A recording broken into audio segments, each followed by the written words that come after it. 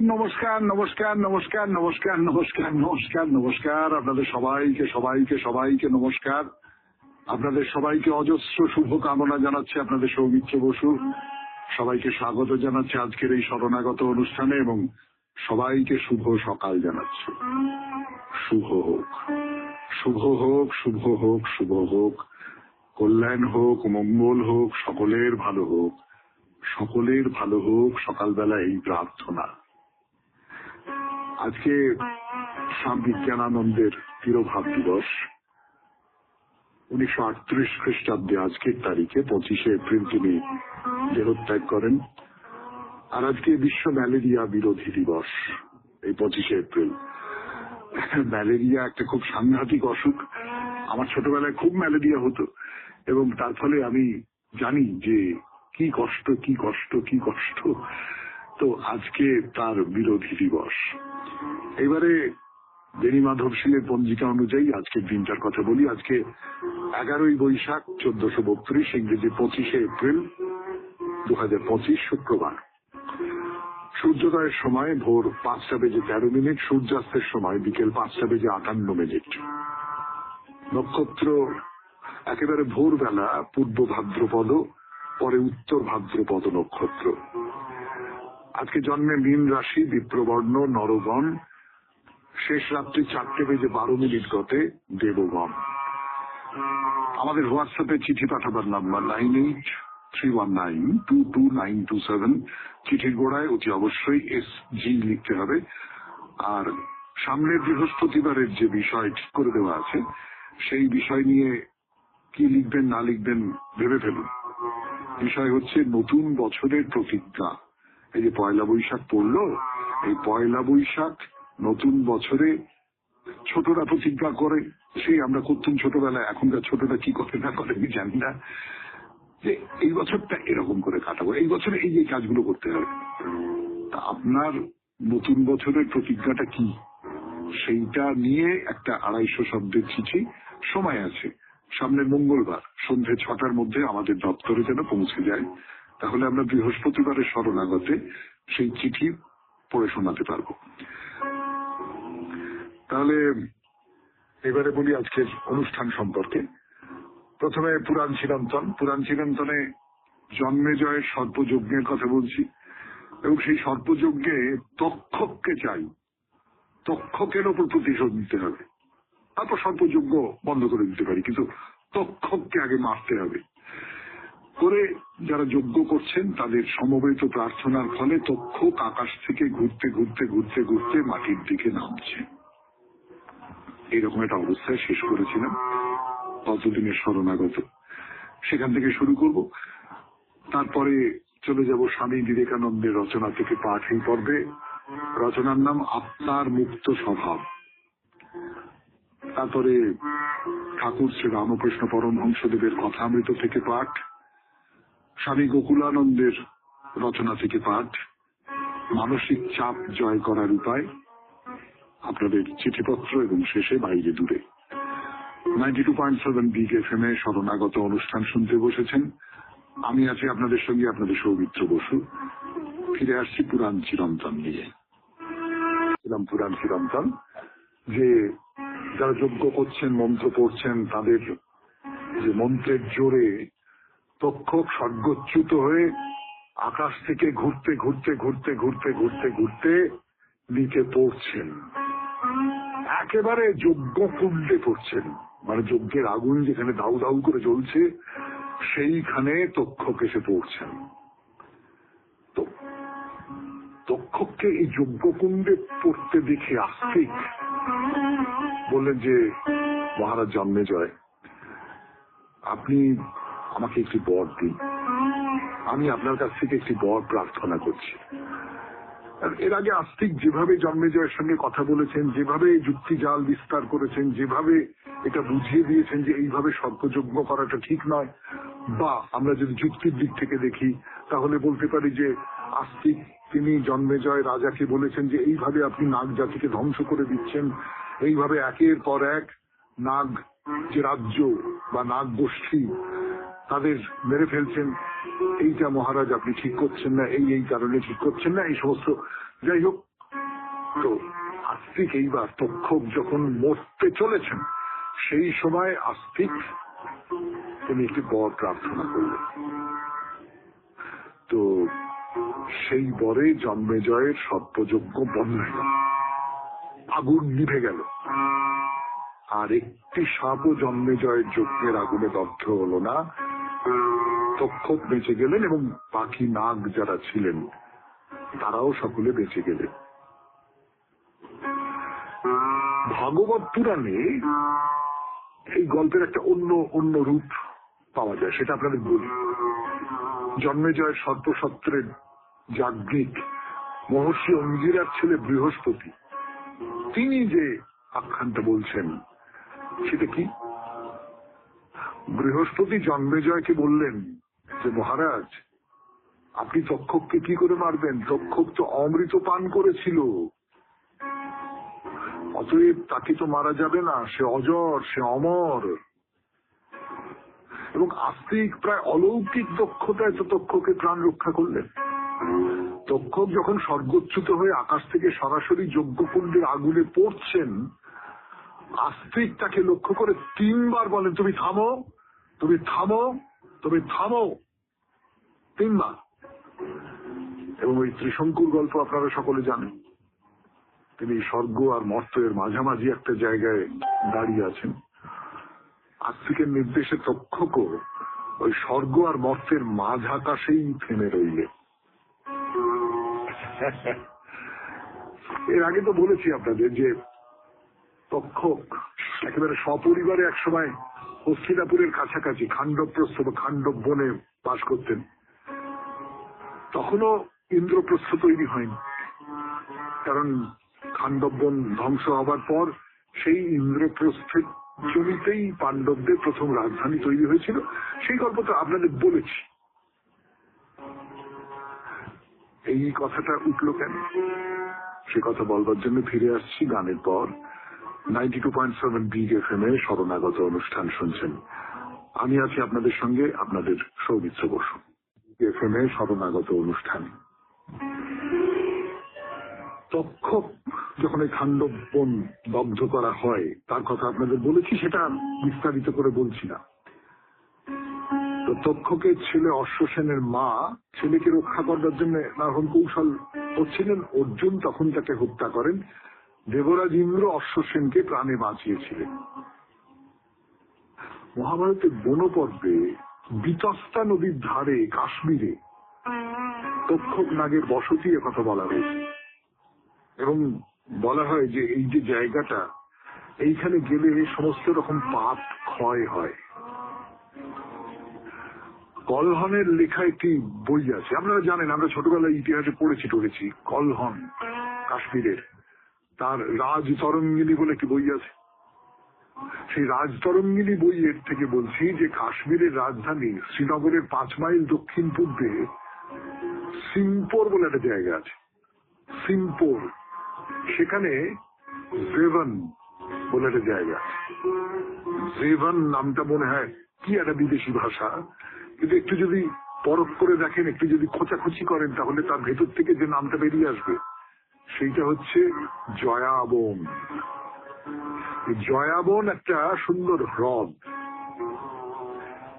এইখানে নাকি নাগরাজ তক্ষক থাকতেন। কলহনের লেখায় এই জায়গাটাকে বলা হচ্ছে তক্ষক প্রস্রবণ। প্রস্রবণ মানে আপনারা জানেন তক্ষকের নামে এটা।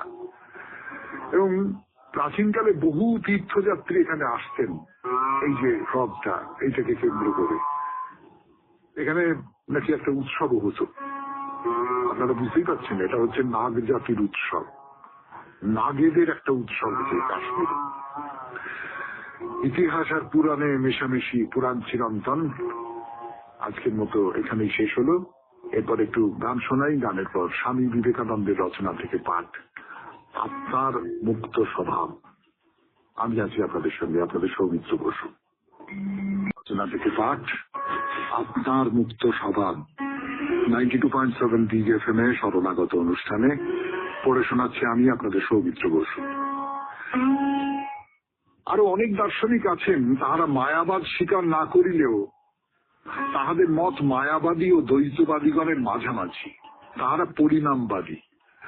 তাহারা বলেন সমুদয় জগৎ যেন ভগবানের শরীর, ঈশ্বর সমগ্র প্রকৃতির ও সকল আত্মার আত্মা। সৃষ্টির অর্থ ঈশ্বরের স্বরূপের বিকাশ। কিছুকাল এই বিকাশ চলিয়া আবার সংকোচ হইতে থাকে।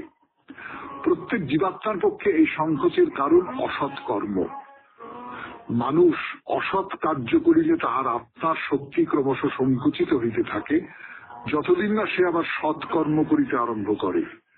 সৎকর্ম আরম্ভ করিলে আবার উহার বিকাশ হইতে থাকে।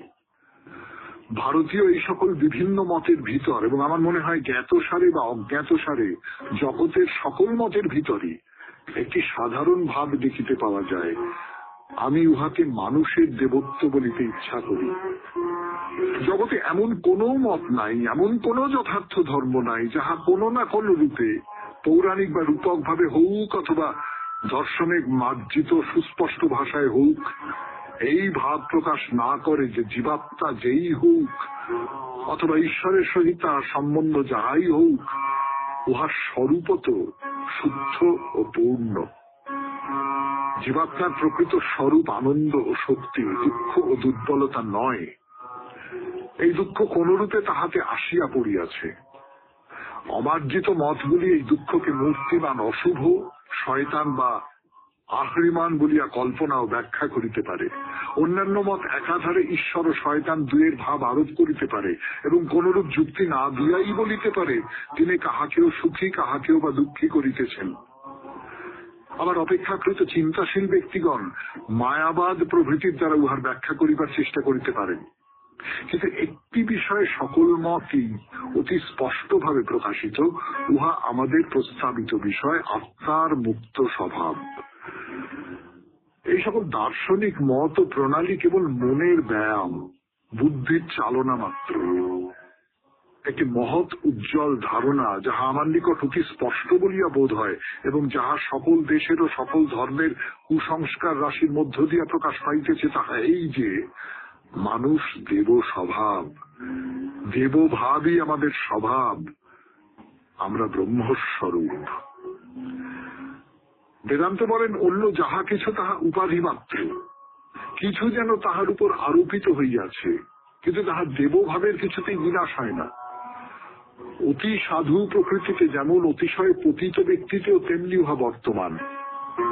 ওই দেব স্বভাবের উদ্বোধন করিতে হইবে, তবেই উহার কার্য হইতে থাকিবে। আমাদের এই দেবভাবকে আহ্বান করিতে হইবে, তবেই উহা নিজে নিজেই প্রকাশিত হইবে। প্রাচীনেরা ভাবিতেন চকমকি পাথরে আগুন ঘুমাইয়া থাকে, সে আগুনকে বাহির করিতে হইলে কেবল ইস্পাতের ঘর্ষণ আবশ্যক। অগ্নি দুই খণ্ড শুষ্ক কাষ্ঠের মধ্যে বাস করে, উহাকে প্রকাশ করিবার জন্য কেবল ঘর্ষণ আবশ্যক। অতএব এই অগ্নি, এই স্বাভাবিক মুক্ত ভাব ও পবিত্রতা প্রত্যেক আত্মার স্বভাব, আত্মার গুণ নহে। কারণ গুণ উপার্জন করা যাইতে পারে, সুতরাং উহা আবার নষ্ট হইতে পারে। মুক্তি বা মুক্ত স্বভাব বলিতে যাহা বুঝায়, আত্মা বলিতেও তাহাই বুঝায়। এইরূপ সত্তা বা অস্তিত্ব এবং জ্ঞান ও আত্মার স্বরূপ, আত্মার সহিত অভেদ। এই সৎ চিত আনন্দ আত্মার স্বভাব আমাদের জন্মগত অধিকার। আমরা যে সকল অভিব্যক্তি দেখিতেছি সেগুলি আত্মার স্বরূপের বিভিন্ন প্রকাশ মাত্র। উহা কখনো নিজেকে মৃদু, কখনো বা উজ্জ্বল ভাবে প্রকাশ করিতেছে। এমনকি মৃত্যু বা বিনাশও সেই প্রকৃত সত্তার প্রকাশ মাত্র। জন্ম, মৃত্যু, ক্ষয়, বৃদ্ধি, উন্নতি, অবনতি সকলেই সেই এক অখণ্ড সত্তার বিভিন্ন প্রকাশ মাত্র। এইরূপ আমাদের সাধারণ জ্ঞানও, উহা বিদ্যা বা অবিদ্যা যেরূপেই প্রকাশিত হোক না, সেই চিতের জ্ঞান স্বরূপেরই প্রকাশ মাত্র। উহাদের বিভিন্নতা প্রকারগত নয়, পরিমাণগত। ক্ষুদ্র কীট যাহা তোমার পায়ের নিকট বেড়াইতেছে, তাহার জ্ঞান এবং স্বর্গের শ্রেষ্ঠ দেবতার জ্ঞানে প্রভেদ প্রকারগত নয়, পরিমাণগত।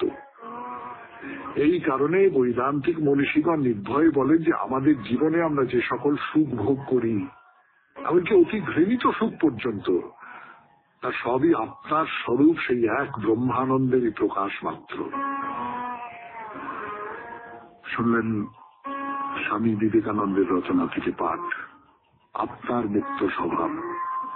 এরপরে গান, গানের পর কথা মৃত। ফিরে এলাম গানের পর। এবারে কথা মৃত 92.7 BFM এ শরণাগত অনুষ্ঠান শুনছেন। আমি আছি আপনাদের সঙ্গে, আপনাদের সৌমিত্র বসু। কথা হচ্ছিল অজ্ঞান, জ্ঞান আর বিজ্ঞান এই নিয়ে। অজ্ঞান, আমি জানি না, একটা বিষয় সম্পর্কে আমি জানি না। রোজ 92.7 BFM এ শরণাগত বলে একটা অনুষ্ঠান হয়, আমি জানি না। এটা একটা অবস্থা, আমি জানি না। যেমন ঠাকুর যে উপমাটা দিচ্ছেন সেটা আগে বলি।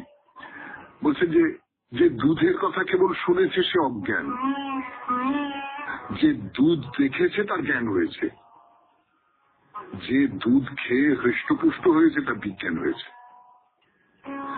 আমি জানি না সেটা একরকম, তারপর আমি জানলাম, তাহলে এটা হলো জ্ঞান। তারপরে যেটা হলো, সেই জানাটা আমার ভেতরে, আমি আত্মস্থ করলাম, সেই জানাটা আমার ভেতরে প্রবেশ করলো, সেইটাকে বলে বিজ্ঞান। এবার ভক্তদের নিজের অবস্থা বুঝিয়ে দিচ্ছেন, মানে এই যে বিজ্ঞানীর অবস্থা সেইটা বর্ণনা করে হয়তো নিজের কথাই বলছেন, নিজের যে উপলব্ধি সেই উপলব্ধির কথা বলছেন। তাই তো বলছেন জ্ঞানী সাধু আর বিজ্ঞানী সাধুর প্রভেদ আছে। জ্ঞানী সাধুর বসবার ভঙ্গি আলাদা। কিরকম আলাদা? ঠাকুরের কথা, ঠাকুর যেভাবে বলেন আর কি, কথা গোপে চাড়া দিয়ে বসে। কেউ এলে বলে, কেমন বাবু, তোমার কিছু জিজ্ঞাসা আছে? আর তার ভেতরে কিন্তু একটা অহং আছে, আমি কেউ কেটা লোক, এরকম একটা বোধ আছে যে তোমার কিছু জানবার আছে, তাহলে আমার কাছে এসো, বলো, আমি কিন্তু জানি, আমি তোমাকে বলে দিতে পারি। এইরকম একটা অহংকারের জায়গাটা তো রয়েছে তার ভেতরে। যে ঈশ্বরকে সর্বদা দর্শন করছে, তার সঙ্গে কথা করছে, তার স্বভাব আলাদা। কখনো জড়বৎ, কখনো পিশাচবৎ, কখনো বালকবৎ, কখনো উন্মাদবৎ। আসলে ধরুন জ্ঞান পর্যন্ত আমি এই যে পার্থিব জগৎ, সেই পার্থিব জগতের মধ্যে রয়েছে, আমি জানি, আমি তার সম্পর্কে জানি। কিন্তু যে মুহূর্তে আমি তার মধ্যে প্রবেশ করব, যে মুহূর্তে তার সঙ্গে আমার যোগাযোগ হয়ে যাবে, তার সঙ্গে আমার সম্পর্ক তৈরি হয়ে যাবে, সরাসরি সম্পর্ক, জানার সম্পর্কটুকু নয়, একেবারে ওই দুধ খাওয়ার সম্পর্ক, একেবারে ভেতরকার ব্যাপারটাকে বোঝার সম্পর্ক, তার মধ্যে আমি ঢুকে পড়লাম, তখন কিন্তু আমি এই যে পার্থিব জীবনের যে শর্তগুলো, সেই শর্তগুলোর থেকে আমি বেরিয়ে গেলাম। পার্থিব জীবনের শর্ত মানতে হয় না কাকে বা কাদের, বলবার জন্য ফিরে আসছে আপনাদের সৌমিত্র বসু 92.7 BFM এ শরণাগত অনুষ্ঠানে। পড়ে শোনাচ্ছি আপনাদের 92.7 BFM এ শরণাগত অনুষ্ঠানে। তো যেটা বলছিলেন ঠাকুর, তার কথা বলি, যে এই যে বিজ্ঞানী, যে বিজ্ঞানীর অবস্থাটা কিরকম হয়, কখনো জ্বর হয়ে যায়, অর্থাৎ তার সমস্ত চেতনা জুড়ে ঈশ্বর। বাইরের পৃথিবীতে যে আমরা যে নড়াচড়া করি, আমরা যে আচার ব্যবহার করি, তার থেকে সেখানে আর যাচ্ছেন না, অন্য আর একটা লোকে চলে গেছে। তো কখনো পিশাচবৎ, এই মামা খাবার কথা পড়েছি আমরা, শুনেছি আমরা, যে পচা গলা দেহ তাই খাচ্ছেন পিশাচের মতো। সবই তো সমান, সবই তো এক। কখনো বালকবৎ, দেখবেন যে আমাদের যে সামাজিক বিধিনিষেধ যেগুলো রয়েছে, আমাদের সামাজিক নিয়ম কানুন যেগুলো রয়েছে, একেবারে বাচ্চাদের ক্ষেত্রে আমরা সেগুলো ছাড় দিই। আমি বলি আপনাদের, বলতে বলতে মনে পড়ে গেল, কালকে আমাদের একটা অনুষ্ঠান ছিল, তো সেখানে গিয়ে অনুষ্ঠান চলছে, এমনি খোলা জায়গায় একটা আবাসন, সেই আবাসনের ভেতরে একটা ঘরোয়া অনুষ্ঠান হচ্ছিল আর কি, নববর্ষ উপলক্ষে একটা ঘরোয়া অনুষ্ঠান হচ্ছিল। তো সকলে বসে টসে আছেন, ভদ্র সভ্যভাবে বসে আছেন। অনুষ্ঠান যে খুব ভালো হচ্ছে এমনটা নয় হয়তো। এবং একটি বাচ্চা মেয়ে ভারী মিষ্টি, আমি তার সঙ্গে ভাব পাঠাতে গেলাম, সে আমাকে পছন্দ করলো না। যাই হোক, সে ঘুরে ঘুরে ঘুরে ঘুরে বেড়াচ্ছে চারপাশে। ওই যে মঞ্চটা করা হয়েছে সেই মঞ্চের কাছে চলে যাচ্ছে, আবার ফিরে আসছে। তাকে তার বাড়ির লোকেরা ছেড়ে রেখে দিয়েছে। অর্থাৎ এবং যারা অনুষ্ঠান করছেন তারা বিরক্ত হচ্ছেন না, মানে তার ক্ষেত্রে ছাড়। মানে আমি বললাম আপনাদের এই উদাহরণটা, এইরকমটা তো আমরা দেখি। এবং কখনো উন্মাদবৎ, পাগল হয়ে গেছে মনে হয়। এবং পাগল শব্দটা কিন্তু সাধকদের ক্ষেত্রে খুব ব্যবহার করা হয়। দেখবেন পাগল ঠাকুর, হ্যাঁ, পাগলা বাবা, এরকম সব অমুক খ্যাপা, এরকম সব ব্যবহার করা হয়। পাগল কিন্তু রবীন্দ্রনাথের কথায় বলছি ঘৃণার শব্দ নয়। আমাদের শিব ঠাকুর তো পাগল, খ্যাপা মহেশ্বর, তাই না? তো যাই হোক, বলছেন কখনো সমাধিস্থ হয়ে বাহ্য জ্ঞান শূন্য হয়, জড়বৎ হয়ে যায়। ব্রহ্মময় দেখে তাই পিশাচে বধ, সূচি অসুচি ভেদ থাকে না। হয়তো বাহ্যে করতে করতে কুল খাচ্ছে বালকের মতো। স্বপ্নদোষের পরে অশুদ্ধি বোধ করে না, শুক্রে শরীর হয়েছে এই ভেবে। নিষ্ঠামূত্র জ্ঞান নেই, সব ব্রহ্মময়। ভাত ও ডাল অনেকদিন রাখলে নিষ্ঠার মতো হয়ে যায়, তাই তো। আবার উন্মাদবৎ, তার রকম স্বপন দেখে লোকে মনে করে পাগল। আবার কখনো বালকবৎ, কোনো পাশ নেই, লজ্জা ঘৃণা সংকোচ এই সমস্ত কোনো কিছু নেই। ঈশ্বর দর্শনের পরে এই অবস্থা বলে একটা উপমা ব্যবহার করছেন, অসামান্য উপমা। বলছেন যেমন চুম্বক পাহাড়ের কাছ দিয়ে জাহাজ যাচ্ছে, জাহাজের স্ক্রু পেরে আলগা হয়ে খুলে যায়। ঈশ্বর দর্শনের পর কাম ক্রোধাদি আর থাকে না। কি ভালো কথাটা না? এই ভালো কথা দিয়েই শেষ করলাম আজকের কথামৃত। 92.7 BGFM এ শতনাগত অনুষ্ঠান শুনছেন। আমি আছি আপনাদের সঙ্গে, আপনাদের সৌমিত্র বসু। ফিরে আসছি গানের পর।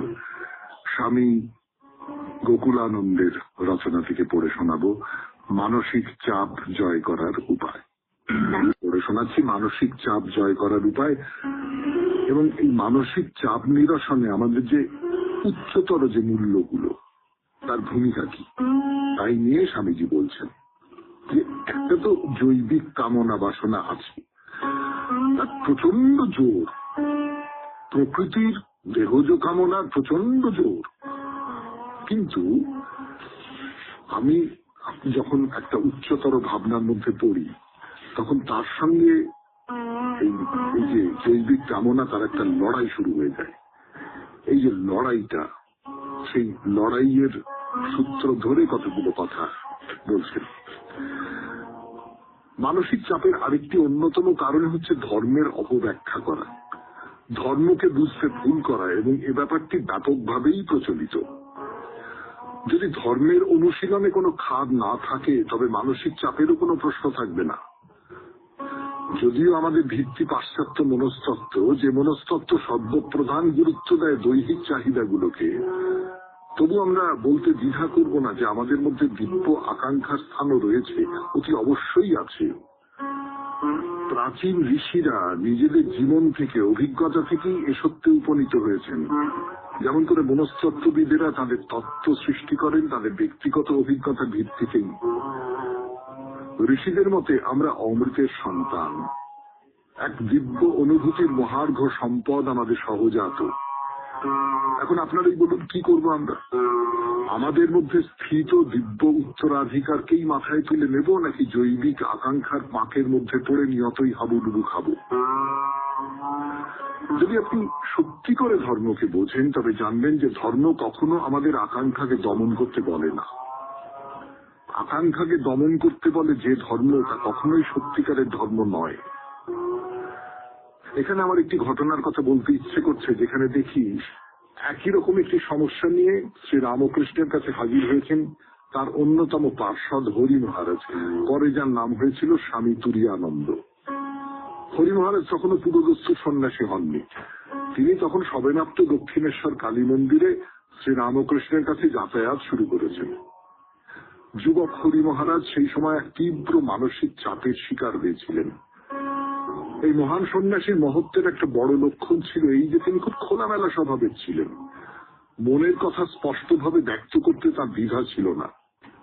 যদিও ঠাকুর শ্রী রামকৃষ্ণদেবকে তিনি জীবনের ধ্রুবতারা বলে মেনে নিয়েছিলেন, তবু সেই সময় এক তীব্র মানসিক সংঘাতে তিনি দীর্ণ হচ্ছিলেন। তার জৈবিক তাড়না ছিল বড় বেশি। অতএব তিনি স্বয়ং ঠাকুরের কাছে গিয়ে বললেন, মহাশয়, এ থেকে কি নিস্তারের কোনো পথ নাই? এইভাবে তার আবেগকে দমন না করে হরি মহারাজ তা স্পষ্ট করে জানালেন স্বয়ং ঠাকুরকে। ঈশ্বর উপলব্ধির বাসনা তার প্রবল, অথচ উন্নতির পথে প্রধান অন্তরায় তার ঋতুর তাড়না। জর্জরিত তিনি কামনার আঘাতে, দেহ দমিয়ে দিচ্ছে তার অন্তরাত্মাকে। কিন্তু কি করবেন, তিনি কোন পথে যাবেন?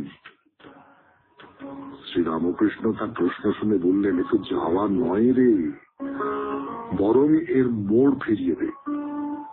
ঠাকুর যা বলতে চাইলেন তা হলো এই যে ঈশ্বর উপলব্ধি না হওয়া পর্যন্ত ভোগতৃষ্ণার হাত থেকে মুক্তি নেই। ঈশ্বর অভিলাষীর কাজ হবে এই ভোগতৃষ্ণার অভিমুখ পাল্টে দেওয়া, তাকে উন্নততর পথে চালিত করা। এ প্রসঙ্গে মনে পড়ছে স্বামী বিরজানন্দজির এক সাবধান বাণীর কথা। রামকৃষ্ণ মঠ ও মিশনের ষষ্ঠ সংঘগুরু স্বামী বিরজানন্দ ছিলেন এক সুমহান যোগী, যিনি ঈশ্বর উপলব্ধি করেছিলেন। তার পরমার্থ প্রসঙ্গ গ্রন্থে তিনি বলেছেন, কামের মতো এত ভয়ঙ্কর অদম্য শত্রু আর কেউ নেই। শুনলেন স্বামী গোকুলানন্দের রচনা থেকে পাঠ, মানসিক চাপ জয় করার উপায়। এবারে গানের পরে আপনাদের চিঠিপত্র। আপনাদের চিঠিপত্র 92.7 BGFM এ শরণাগত অনুষ্ঠানে আজকে যিনি চিঠি লিখেছেন তার নাম সৌমিত্র মুখার্জি, খড়দহ, উত্তর 24 পরগনা থেকে লিখেছেন। আপনাদের এই শরণাগত অনুষ্ঠানে একজন শরণাগতের উপস্থাপক আছেন, তার নাম সৌমিত্র বসু। একজন নিয়মিত শ্রোতা আছেন এবং পত্র প্রেরক আছেন সৌমিত্র চট্টোপাধ্যায়, খুব বিখ্যাত একজন মানুষের নামে তার নাম। আর আরেকজন সৌমিত্রর কথা আজকে বলবো, তার নাম সৌমিত্র মুখার্জি। তো সেই সৌমিত্র মুখার্জি তিনি যে চিঠিটি লিখেছেন সেইটা পড়ে শোনাই। শ্রদ্ধেয় সৌমিত্র বাবু, চিঠির প্রথমেই আপনাকে জানাই বিনম্র প্রণাম। গত 13/12/2024 তারিখে শনিবার শ্রোতা বন্ধুদের চিঠির উত্তর দিচ্ছিলেন। এক শ্রোতা বন্ধু চিঠি লিখেছিলেন যে মঠ ও মিশনের মহারাজরা প্রণামী গ্রহণ করে কেন, প্রশ্ন ছিল আপনার কাছে। উত্তরে আপনি যেভাবে বিশ্লেষণ করলেন তা এক কথা অতুলনীয়। আমারও অনেক কিছু জানা হয়ে গেল। আমি অতি সাধারণ মানুষ, কোন উচ্চপদস্থ মহারাজের বা সাধুর কাছে পৌঁছানোর যোগ্যতা আমার নেই। আপনি মহারাজের কাছে গিয়ে আমার কৌতূহল নিবারণ করলেন। আমিও জানি যে মহারাজদের দান না করলে, সাধু ও সন্ন্যাসীকে দান না করলে তারাই বা বাঁচবে কি করে? তারা তো আমাদের মতো কোনো রোজগার করেন না। আমাদের দান ও দক্ষিণায় তাদের চলে, সঠিক কথা। এই ব্যাপারটা আপনি বিস্তারিত ভাবে উপস্থাপন করেছেন, এজন্য আপনাকে অসংখ্য অসংখ্য ধন্যবাদ। চিঠির শেষে আপনি আমার প্রণাম গ্রহণ করবেন। সৌমিত্র মুখার্জি, খড়দহ, উত্তর 24 পরগনা থেকে লিখছি। আপনি ভালো থাকবেন, সুস্থ থাকবেন। ধন্যবাদ আপনাকে। এই চিঠিটা আপনাকে স্পর্শ করেছে সেটা জেনে আমার খুব ভালো লাগছে। কিন্তু বলা বাহুল্য যে এই চিঠিতে যা বলা হয়েছে তার কৃতিত্ব আমার নয়, তার কৃতিত্ব সেই মহারাজের যিনি টেলিফোনে আমাকে পুরো ব্যাপারটা এরকম সহজ করে বুঝিয়ে দিলেন। এরকম অনেক কিছু তিনি আমাকে বুঝিয়ে দেন, মাঝে মাঝে আমাকে স্মরণও করেন কোনো কোনো কাজে। কাজেই আপনার এই ধন্যবাদটা আমি তার উদ্দেশ্যেই অর্পণ করলাম। এবারে বাইরে দূরে 92.7 BGFM এ শরণাগত অনুষ্ঠান শুনছেন। আমি আছি আপনাদের সঙ্গে, আপনাদের সৌমিত্র বসু। ফিরে আসছি গানের পর মহাকাল মন্দিরের কথায়। দার্জিলিং এর মহাকাল মন্দির। বিশেষ করে এইবার কথা শুরু মহাকাল মন্দিরের কথা। মহাকাল মন্দির সম্পর্কে একটা বিবরণ যা কিছু দেবার দিয়েছি আপনাদের আমার সাধ্যমতো আর কি, নিশ্চয়ই অনেক যেটা হয় না। ধরুন এইরকম অনেক শ্রোতা চিঠি লেখেন, তারা বলেন যে আপনার বিবরণ শুনে দেখলাম মনে পড়ে যাচ্ছিল আপনার কথা, ঠিক, কিন্তু আবার এটাও ঠিক যে আমার বিবরণে তো সবটা ধরা পড়ে না। ওই যে ঠাকুরের সেই বিখ্যাত কথা আছে, মানে এই কথার কোনো জবাব নেই এক্ষেত্রে, সেটা হচ্ছে একজন কাশির কথা জানেই না, সে হচ্ছে অজ্ঞান। যে কাশির কথা জেনেছে পড়েছে সে হলো জ্ঞানী, আর যে কাশি গেছে সে হচ্ছে বিজ্ঞানী। তো আপনি তো মহাকাল মন্দিরে যদি যান তাহলেই আপনার মহাকাল মন্দির সম্পর্কে জ্ঞান সম্পূর্ণ হবে, আপনি বিজ্ঞানী হবেন, বিশেষ রূপে জ্ঞানী হবেন।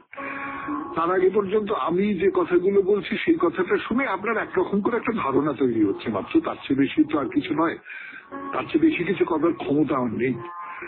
তো যাই হোক, এই যে মহাকাল মন্দির, এই মন্দির সম্পর্কে একটা খুব খুব গুরুত্বপূর্ণ কথা আপনাদের জানাই আজকের দিনে, এই মুহূর্তে দাঁড়িয়ে আমার তো মনে হচ্ছে এর চেয়ে গুরুত্বপূর্ণ কথা আর কিছু হতে পারে না।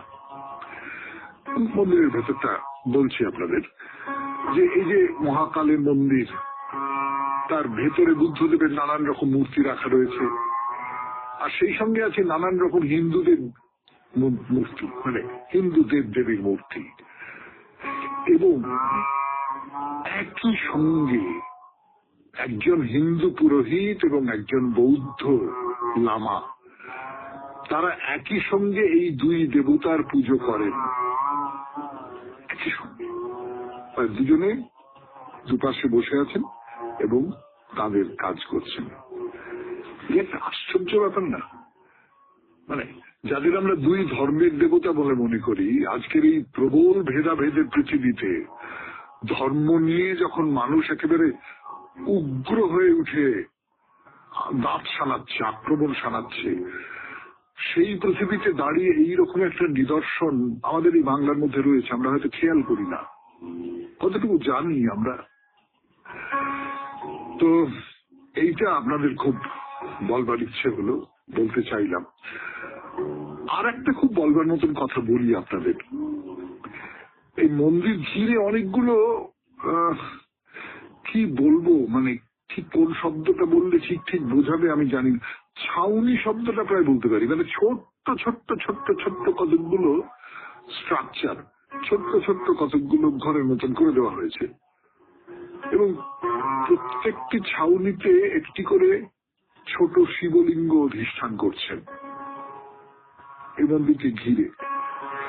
অর্থাৎ এটা শিবের মন্দির, কিন্তু সেই সঙ্গে সঙ্গে বৌদ্ধ মঠও বটে, এবং এই দুটো একই সঙ্গে মেশামেশি করেই দুটো আলাদা ধর্ম মতের মিশ্রণে তৈরি এই মহাকাল মন্দির।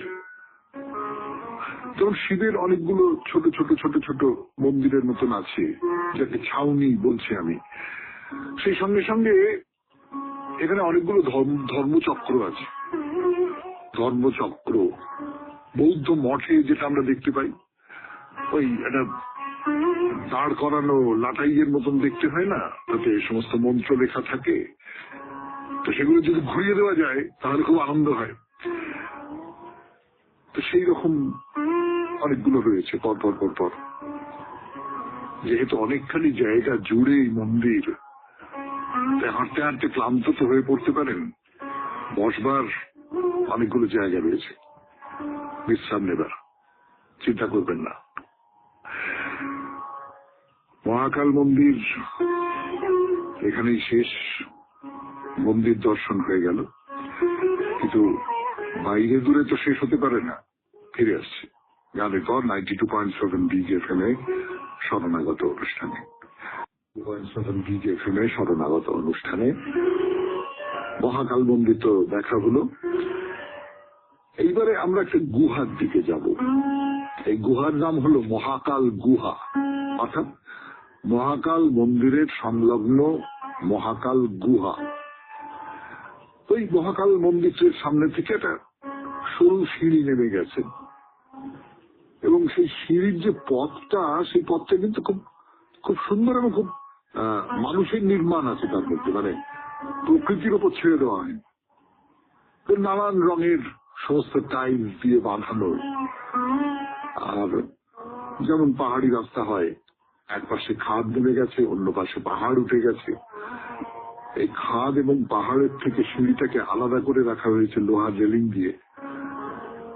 সিঁড়ি দিয়ে নামছি, নেমে নেমে নেমে নেমে একটা গুহার মুখ, একে বলা হয় মহাকাল গুহা বা মহাকাল কেভ। কেভ বলা যাবে কিনা আমি জানি না, কেননা পাহাড়ের মধ্যে আমি একটু গর্তের মধ্যে ঢুকেছি আর কি, একটা গহ্বরের মধ্যে ঢুকেছি, কিন্তু বাইরের আলো দেখতে পাওয়া যাচ্ছে। বাইরের আলো থেকে খুব দূরে আমি নেই, অর্থাৎ মানে একটা দিক খোলা আছে, কিন্তু সেই খোলা, সেই তার ভেতরে গুহা। এর আগে আমরা এই ধরনের কিছু কিছু গুহা মন্দির দেখেছি। আপনাদের নিশ্চয়ই মনে আছে যে সেই সমস্ত জায়গায় একেবারে গুহার ভেতরে ঢুকে বাঁক ফিরে, মানে বাইরের যে আলো বাতাসের যে পৃথিবী, সেই পৃথিবীর থেকে সম্পূর্ণ বিযুক্ত হয়ে দেবদেবী দর্শন করতে হতো। এখানে কিন্তু আপনি ওই গুহার একটু ভেতরে ঢুকলেন, ঢুকে সেখানে মূর্তি রয়েছে, সেখানেও পুজো হয়। তাহলে এই মহাকালের মন্দির দর্শন হলো, দার্জিলিং এর মহাকাল মন্দির।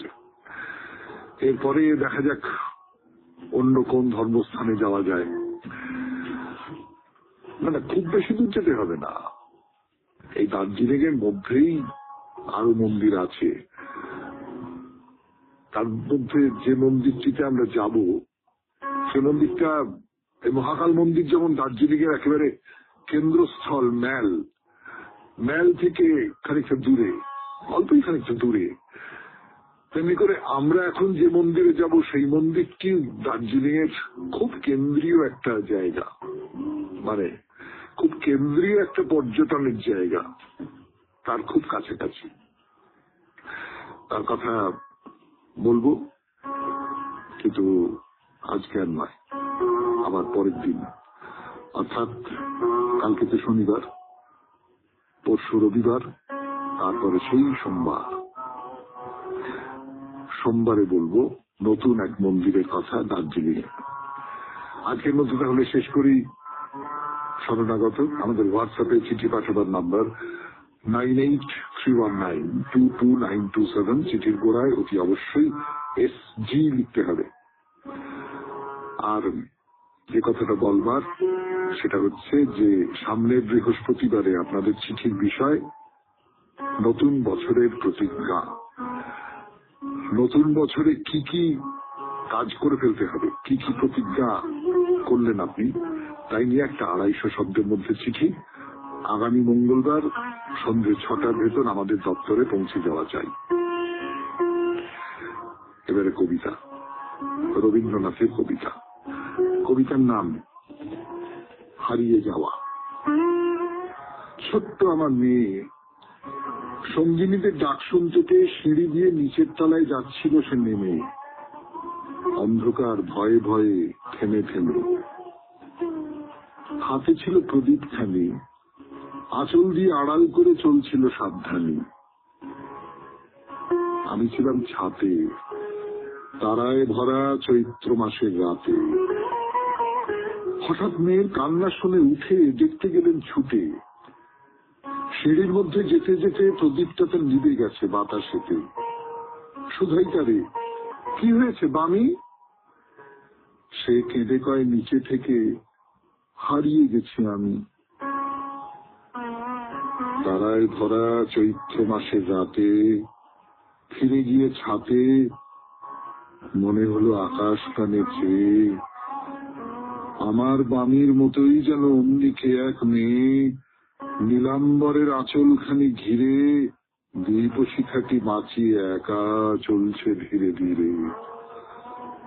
নিত্য যদি আলো যদি হঠাৎ যেত থামি, আকাশ ভরে উঠত কেঁদে হারিয়ে গেছি আমি।